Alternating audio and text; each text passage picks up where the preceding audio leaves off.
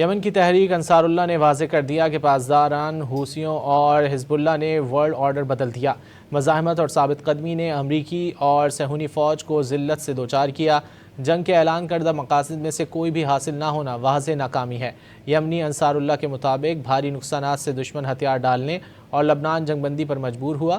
حزب اللہ نہ ہوتی تو لبنان بھی آج فلسطین بن چکا ہوتا۔ فلسطین، لبنان، ایران، یمن اور عراق میں اب امن کی امید ہے۔ یمن کی تحریک انصار اللہ اور فلسطینی دھڑوں نے حزب اللہ کو فتح کی مبارکباد دی۔ یمن کی تحریک انصار اللہ نے واضح کر دیا کہ پاسداران حوثیوں اور حزب اللہ نے ورلڈ آرڈر بدل دیا۔ مزاحمت اور ثابت قدمی نے امریکی اور صہیونی فوج کو ذلت سے دوچار کیا۔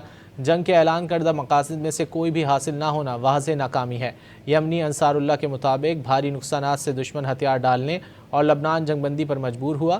حزب اللہ نہ ہوتی تو لبنان بھی آج فلسطین بن چکا ہوتا۔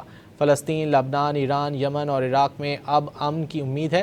یمن کی تحریک انصار اللہ اور فلسطینی دھڑوں نے حزب اللہ کو فتح کی مبارکباد دی۔